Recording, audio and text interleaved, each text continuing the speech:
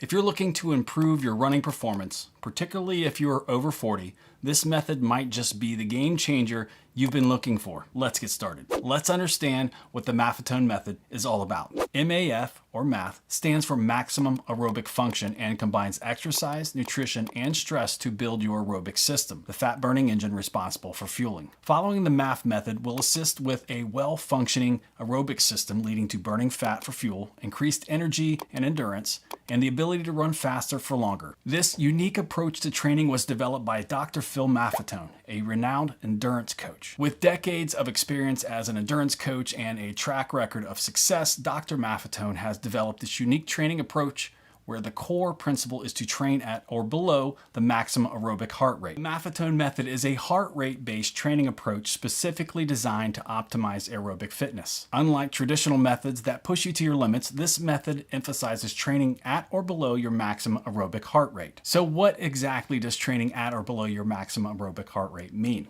Well, your maximum aerobic heart rate is the highest heart rate at which you can sustain exercise aerobically without relying heavily on anaerobic metabolism. This is found by taking 180 minus your age and then dialing in based on several factors. So if you are recovering from a major illness such as heart disease or any operation or stay in the hospital, or you're on regular medication, you'll want to subtract an additional 10. So if you are injured or have regressed or not improving in your training or competition, or had more than 2 colds or the flu or an infection in the past season, or you have allergies or asthma, or maybe you're in stage 2 of overtraining, you're also probably going to want to subtract 5. So if you've been training for a year or 2 and haven't had any issues, you're probably going to want to add 5. While there are 3 major components to the MAF method, namely nutrition, exercise, and stress management, avoiding processed carbs and sugar and prioritizing rest and recovery is extremely important. By training within this target heart rate zone, you ensure that you are primarily burning fat for fuel,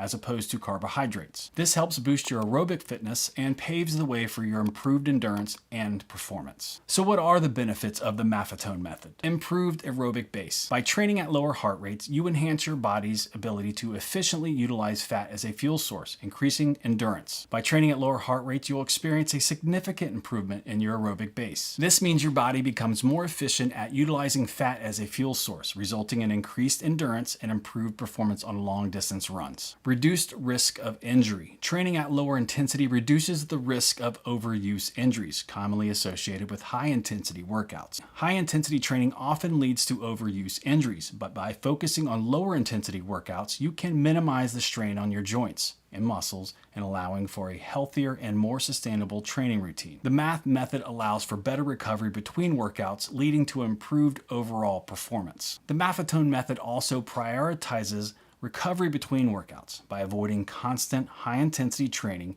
you give your body ample time to recharge and repair, ensuring you're always at your best on race day. Consistency and longevity. By prioritizing the aerobic system, you can maintain a higher level of training consistency over time, which is especially beneficial for runners over 40.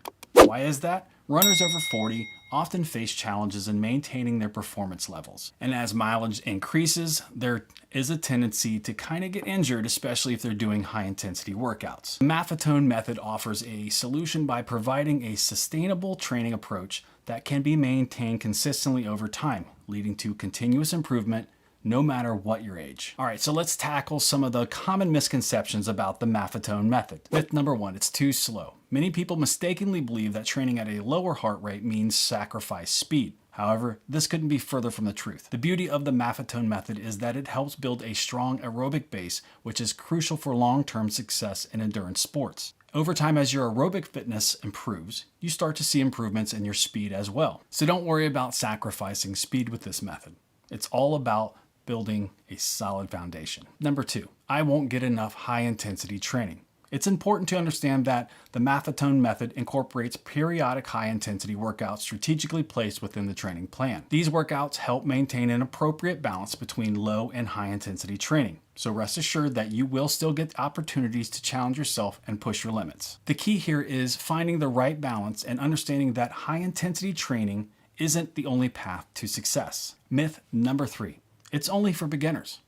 This is completely false. The Maffetone Method is suitable for all runners at all levels, from beginners to experienced athletes. It offers a fresh approach to training that prioritizes sustainable progress and injury prevention. Even if you're a seasoned runner, incorporating the Maffetone Method into your training routine can help optimize your performance and prevent burnout and unlock new levels of endurance. So don't let the misconception of it only being for beginners hold you back. Remember, the Maffetone Method is all about training smart and unlocking your full potential. So whether you're a new or seasoned runner, give it a try and see the amazing results yourself. Myth number 1, training at or below maximum aerobic heart rate is too slow and you won't get any better. That is totally false. Training at or below your maximum aerobic heart rate isn't about being slow. It's actually about building a solid aerobic base. By staying within your heart rate zone, you optimize fat burning and develop efficient energy utilization.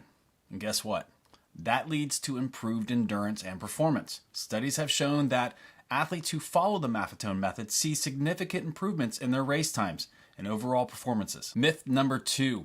The Maffetone Method doesn't work for high-intensity running. That's definitely not true. While the Maffetone Method does emphasize training within your maximum aerobic heart rate, it doesn't mean you can't incorporate high-intensity workouts. And this is the number 1 complaint or counter to using this method that I hear. Once you've built a strong aerobic base through using low heart rate training, you can gradually add speed work in and interval training to boost your overall performance. And that's what I do. Finding the right balance between aerobic and anaerobic training is the key to improving both endurance and your speed. Myth number 3, and this is not one I hear a ton of, but it is out there, it's that the Maffetone Method is only for pros. Dr. Phil Maffetone's approach benefits all runners from beginner to experienced marathoners and distance runners. It's designed to prioritize long-term health and sustainable progress, making it accessible and beneficial for anyone looking to improve their running while minimizing the risk of overtraining and injuries. It provides a solid foundation for runners to reach their full potential regardless of their abilities. Myth number 4,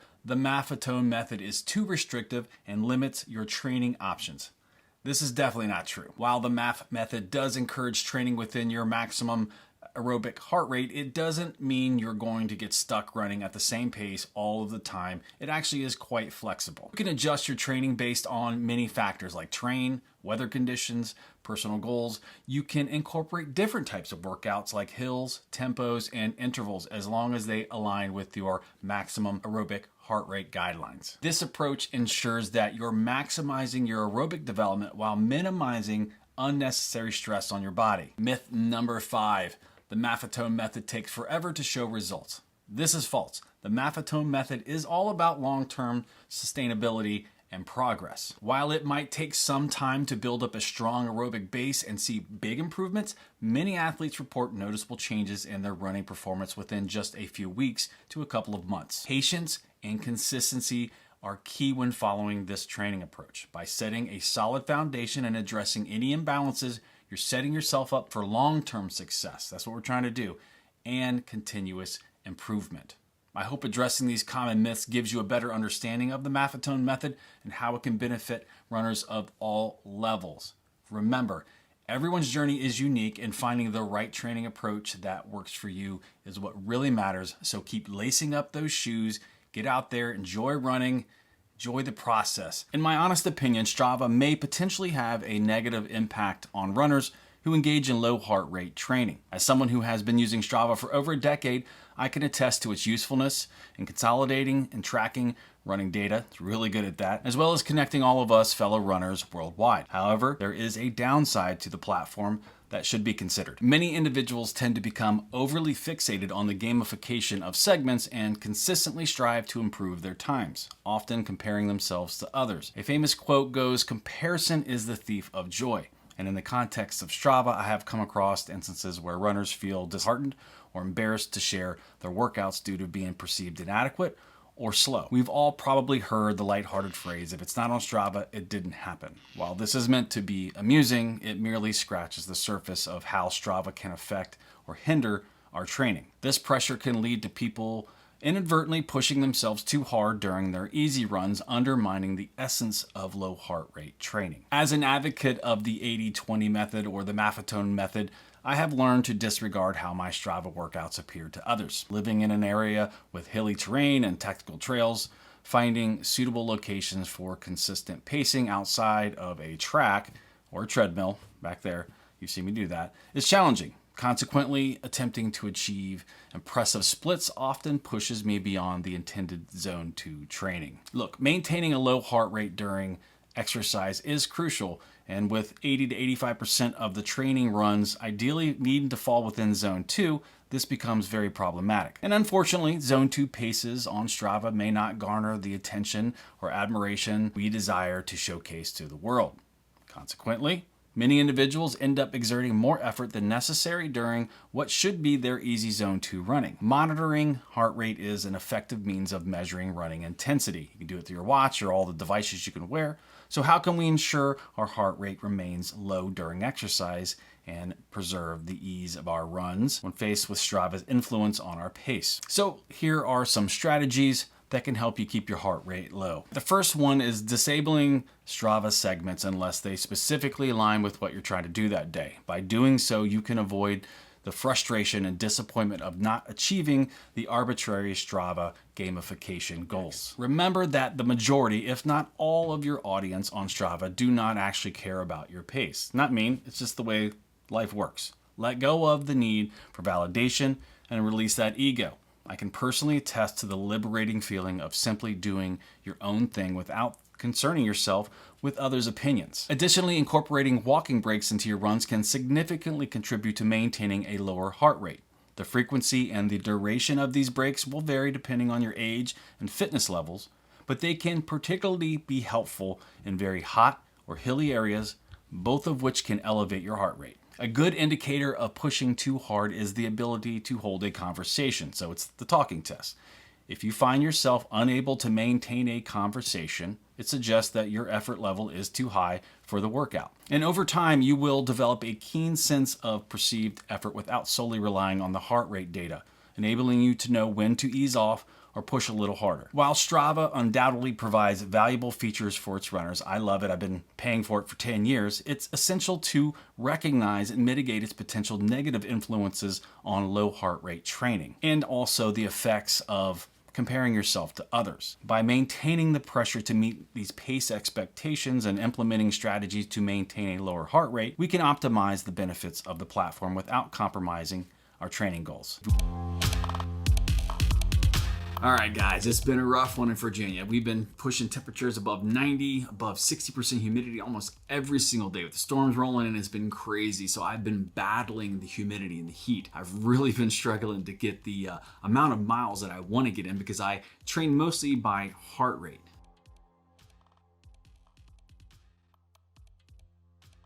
That being said, easing back into it, I've really been in maintenance mode. The Marine Corps Marathon was canceled and is being done virtually, so I think I'm going to be doing the 50K version. I think you can choose either the marathon or the 50K, so I'm just going to be doing a virtual 50K. I'm excited about doing that, but I'm kind of in maintenance mode, and I'm going to run one of those, and I'm not, probably going to be going for a PR in that, so I'm going to be running it. We'll see how I feel. I'm kind of down about it being canceled, but I'm excited about doing the 50K. And like I said, the humidity has really been putting a damper on the distance I've been trying to get each week because of the low heart rate training that I do. And many of you may or may not know, if you've followed along for years, I have trained loosely based on the Maffetone Method, or MAF for short. Long before I had ever heard training based on your heart rate, I had kind of stumbled upon this because of the heat and humidity. I'm talking about 8 or 9 years ago. I was finding that some of the races during the summer and some of the locations that they were taking place, I could not even come close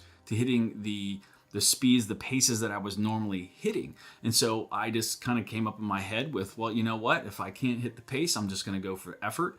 I'm going to hit the normal heart rate that I would hit at this pace, and I'm just going to go for the heart rate and stop. If it causes me to walk, I have to walk. I have to walk up this hill. And that was the first time I'd ever walked in races. Was, I don't know, I think it was like 8 or 9 years ago. I just started coming to grips with, swallowing that ego and walking and dealing with it, because I wasn't going to be pushing my heart rate to an unsafe zone. Even in training, I just started saying, you know what, this is what I'm going to do. I'm going to walk if my heart rate gets to a point where I'm pushing past where I think I should be. And so that's kind of how I stumbled upon that method of training long before I even knew there was a name for it. So recently, the MAF or Maffetone training has become this huge thing that everyone talks about all the time. It's based on You building up your aerobic base so that your body can learn to run faster and faster at a lower heart rate. This delays the time when your body really needs to use the anaerobic system, which means you can run longer and faster before your body begins to tire. So basically, we have two systems in our body providing energy, the aerobic system and the anaerobic system. What most people don't realize is that research shows doing most of your running in your aerobic zone around that 80% mark is the safest and most efficient way of training your body. You know, you probably all heard of the 80-20 method. I've been kind of following that unintentionally for many years before all of this came out, which kind of validates how I feel. It makes me feel good about myself that I kind of stumbled upon this with no science base. It was all my personal opinion, but now I'm glad there is a little bit of science that's kind of backing some of this stuff up. All right, so let me define a couple things. The aerobic system means with oxygen. It uses oxygen to convert fat into energy in order to power your muscles. So one thing all humans have is a large amount of fat store. So even the skinny people, and that works very well with a developed aerobic system. You can keep on running for a very long time just with the fat that you have on your body. And again, even skinny people have a large amount of fat on their body to keep your body running. And the other system is the anaerobic system, which means without oxygen. This system comes into play when there is not enough oxygen for your needs. For example, when you're running really hard and really fast and you're using up all that oxygen faster than you're taking it in. So in order for your body to create the energy that you need, your muscles start to break down their supply of sugar or glucose. The anaerobic system tires quickly and your body's glucose levels are in limited supply. We've all heard about the crash, so you will start to tire very quickly and you cannot run very long using your anaerobic system. So MAF training is centered around your MAF heart rate using a specific formula based on your age and current health. You calculate your MAF heart rate and then you do all of your training runs, all of them, based on your MAF heart rate. And one of the interesting things, this is a number I kind of stumbled upon. So if you follow me on Strava, I usually try to keep all of my training runs between 130 and 150. I know that's a huge range, but I try to keep them all around there. Hopefully I'm hitting around 140, which if you subtract my age, 44 minus 180, it puts me around 135. So 135 to 140 is where I just naturally started to fall. That's just kind of what I felt when I was running, that it wasn't too hard, wasn't too easy, and I've done most of my runs for years at that heart rate. So this brings me to the next part, something I preach all the time on this channel, which is time on your feet. So basically you take your MAF heart rate that you figured out, whatever the number is for you, 180 minus your age, you use that to set all your trainings where most of your runs, 80% of your runs are supposed to be at that heart rate. And time on your feet is super important. So I preach that all the time for folks who are trying to get into ultra marathons. Time on your feet is super important, and you're not overtraining. So what a tendency of new people do when they're trying to get to a marathon distance or ultra marathons is they just start running a lot, but they're running a lot at too hard of an effort, which becomes detrimental to you. You're going to burn out, you're going to overtrain, and you're going to get injured. So I preach that quite a bit on my channel. I don't worry a ton about speed. I still do speed training. I do specific speed training, hill training, but I keep it very small. So that 80-20 is an important number to remember. I know there are going to be some folks who say, you can't race fast unless you're running fast. I agree. I think there are times you really do need to train harder, especially if you're new. You probably need to err on the side of the 80 to 90% of your runs being at that low heart rate, your Maffetone heart rate, because you're trying to build that aerobic base. And that's super important. There's elite athletes that can probably get away with not doing that. But those of us who are not elite athletes have to concentrate on building your aerobic base. So remember, your heart rate and your time on your feet is the most important aspect of training. Forget pace and speed, and remember that 180 minus your age kind of dial you into where most of your heart rate should be for most of your training plan. So you'll see the benefits of all this hard training during the summer, dealing with all of the heat and the temperatures and your heart rate being spiked with a lot less effort. It's difficult to go through, but you'll see the benefits in the fall when those temperatures drop. Now, I know there are a lot of you who watch this channel that are trying to get yourself ready for an ultra marathon or just doing longer distances. And I have something I put together that I think will get you there safely. Running ultras and distance running, marathons, anything.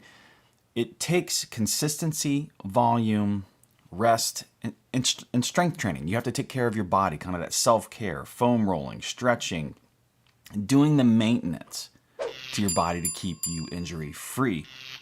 When I first started running, I didn't do that really well.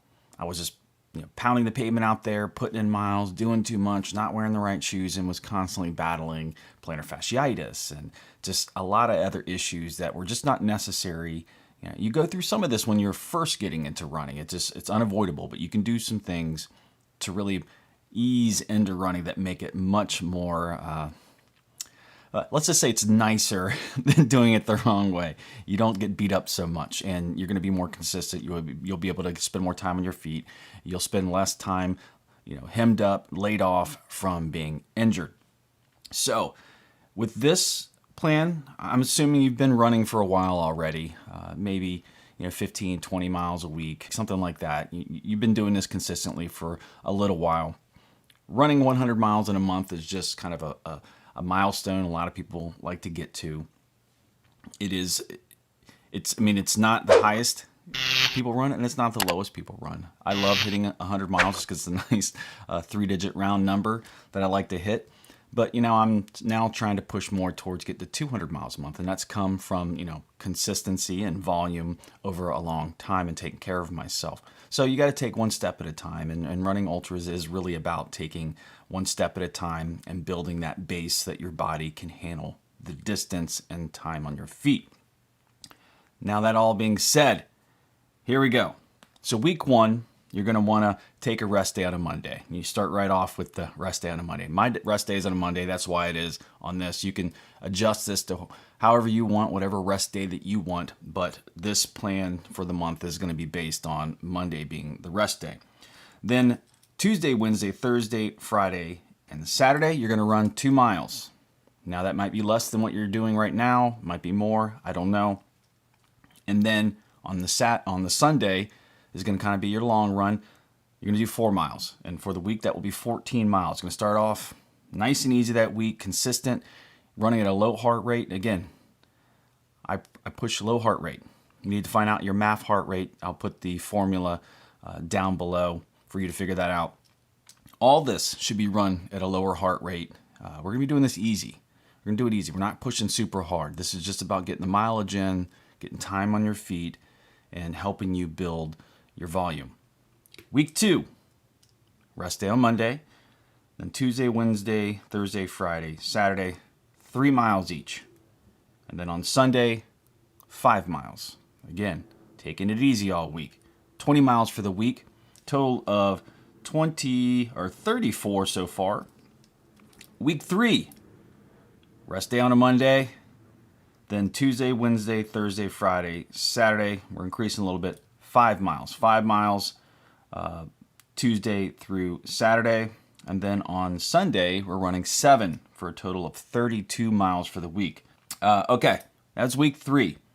32 miles for week 3, 14 for week 1, 20 for week 2. Now we're hitting week 4. Week 4, rest day on a Monday. We're going to have 2 rest days this week. We're amping up the mileage a little bit. So Tuesday and Wednesday is going to be 5 miles each. Thursday and Friday are going to be 7 miles each. So Tuesday, Wednesday, 5 miles each. Thursday, Friday, 7 miles each. Then we're going to take a rest day on the Saturday. Enjoy that rest day because we're going to push the mileage a little bit on Saturday. Do a little bit of a long run here. 10 miles on Saturday for a total of 34 for the week. That will put you at a grand total. We're going to add that 66 that took us a lot of time to figure out, plus that 34 for a 100-mile week. And you've done it. You did 100 miles. What you could do is you could do this for a couple months, especially if you're new to running or you're new to distance running. You can take this pattern and kind of replicate it and add to it. When I was running, I always made sure, especially when I was first starting off, especially when I came on my comeback into ultra running, I was taking 2 rest days a week. You may need that, but depending on how much you run, your results may vary. Take care of yourself. If you're new to running, go see a doctor, get a checkup first just to make sure everything's okay. It's probably good for everyone to do that just to make sure all the systems are a go before you go out and push yourself. And again, take it easy. This is meant to be done at a low heart rate. Again, MAF heart rate. I'll put the formula below.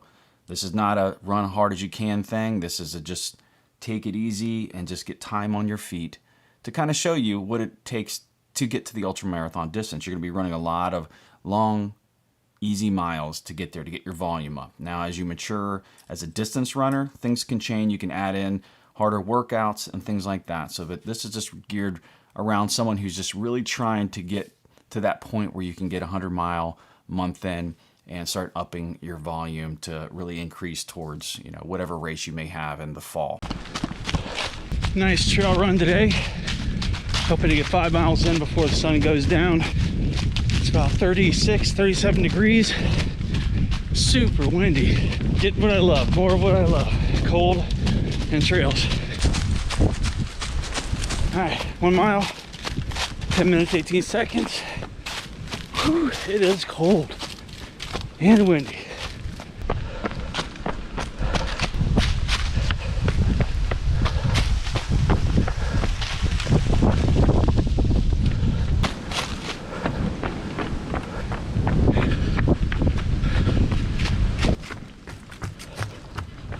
Oh, I was afraid you can't run across this bridge. Too bouncy. All right, uphill. Let's get this loop knocked out. About 1.4 miles in. Uphill for the next about half mile. Here we go.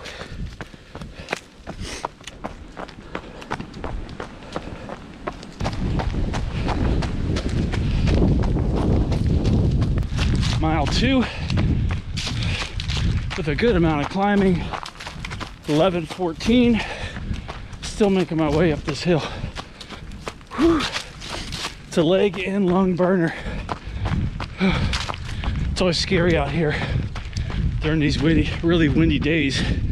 Not my favorite, especially when you see newly fallen trees across the trail. Gotta be safe out there. More hills. Let's go.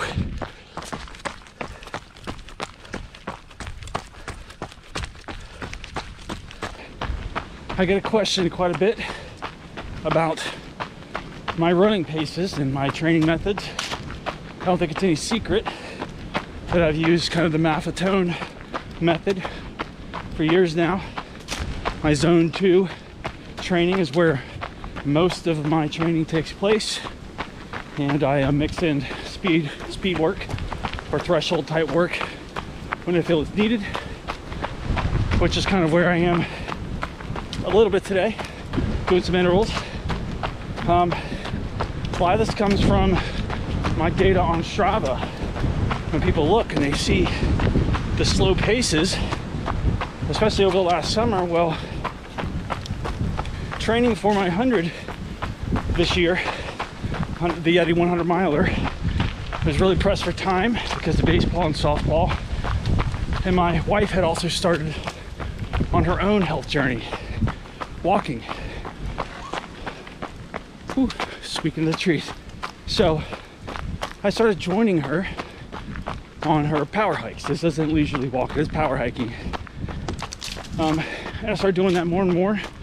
And she's averaging like 30 miles a week. And I thought, that would probably be very helpful in training for the Yeti 100, practicing my power hiking, because those of us who are not elites will ultimately walk or power hike a good amount of it. And for those of you who have been around me in these ultras, you'll know that I can power hike pretty quickly. I can get in the high 13s, mid 13s, and I can probably stay in the low 14-minute miles very easily. So I thought it'd be a good chance for me to practice, and I've always stated on this channel, it's very good to practice speed walking if you're getting into ultras, and even if you're a budding marathoner. You know, bridging that gap is very important, and you can't let ego get in the way of that. And if Strava is a hotbed for ego, for people to worry about times and things like that, where you gain respect, I don't care. I put in almost a decade on YouTube and social media, and I've tried to be very transparent about that. I don't claim to be something I'm not. So I think the majority of people are where I am. We're not elites. We don't have, 20 hours a week to train, but you put it in where you can. So I run during softball tournaments, baseball tournaments. I power hike when I can. And over the last month and a half, I've hitting 30 and 40, 50-mile weeks while also supporting my wife and kind of her power hiking. And she's lost 36 pounds, so it's a win-win for me. Being able to heal up and definitely get some training on the hills, because here in Virginia, if I walk 4 miles, it's damn near 400 feet of vert of climbing. So it's a good workout. It's definitely a good workout. So don't let anybody's thoughts on power hiking or walking being mixed into running dictate your training or make you feel like less of a runner. It doesn't matter. There are no gatekeepers. This is do what you want, do what works for you, do what makes you happy, and just keep going. Consistency, that's all that matters. When I don't have time to get in a workout that I need to for the day, I always look forward to going home and putting in an hour, hour and a half, 2 hours of power hiking with my wife through the hills. And it does the job. And I get to spend time with my wife. Again, win-win. I've enjoyed it. I got to see her success. She's improved her 10K time twice, beaten it twice. And she's pushed her maximum distance so far to 8.2 miles. And she could definitely go 10 plus. This is all about progress, consistency, and health, people. Not about ego, because ultimately, no one cares. No one cares about your time. No one cares about your weekly mileage. You just do it. Get out there every day. Keep doing something to help you push you towards your goals. And don't worry about what other people are doing. Don't compare yourself to what other people are doing. And just have fun. This is fun. That's why I started running out here over a decade ago, before I even filmed it. I love this place. It's kind of a church to me out here. It's where I can be one, be alone, and think about nothing but the joy of running. And I think each one of you should seek that out also, especially on Strava. Especially on Strava, folks. I have the Motivation Theory Running Club on Strava if you want to join, along with some like-minded people. All right, I missed it, but 3 miles was right around 32 minutes. Not doing too badly. Not doing too bad at all. And definitely something you need to keep in mind is the goals you have when it comes to running or fitness are yours. They're yours. They're yours alone. Don't worry about what other people think. It took me 10 years to finally get to a point where I could run 100 miles. Maybe I could have done it in the past, but where the stars aligned, it took me, there's a fallen tree. It took me 10 years to get to what initially spawned me into trail running, which was 100-mile races. And I've run well over 20 ultras before that 100-mile attempt. And I'm super proud of that. Super proud of that. So for me, I don't care what anyone thinks about my training or my speed, because don't worry about that. Back in the day, I was a sprinter, so I can still get my 0 to 60 speed up. I can still move. I just choose not to, because as I've aged, I'm definitely more susceptible to injury in those faster paces, running 5Ks, 10Ks, half marathons, things like that. The streets tear me up. So the trails is where I love to be, and the more time I'm on them, the happier I am.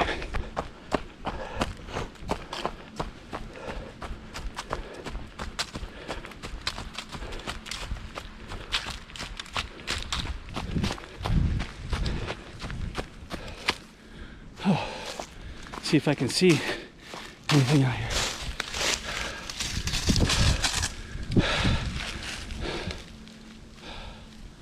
Poor kid lost these things. Sure, he was not happy.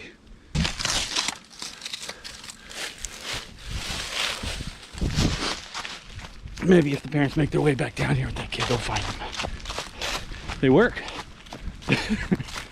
I didn't see anything, but they work. 4 miles, 10 minutes, 51 seconds. Ooh, that wind is kicking.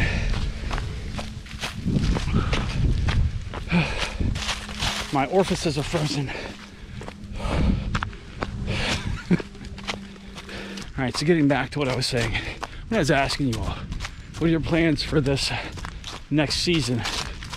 First, do you have any plans the rest of this year? Sometimes we have some late races, some New Year's races, but we're all from different parts of the world. So I'd be very interested in knowing what everyone has planned. What kind of training blocks you're kind of going through right now? Are you in maintenance mode? Or are you in a serious training block for something? Let me know down in the comments. And, you know, your plans may make it in the next video I do, where I discuss the community, our plans, and our training. So leave me a comment down below, and let's check it out in the next video. All right, mile 5, 11 minutes 55, and that's what's stopping to look through the binoculars. So still killing it. Let's go, home stretch. A little less than a mile back up the hill to the parking lot. Let's go. Beating the sun going down. I'm winning. Get home to the wife and then go out and work out with her. Double dipping. Let's go.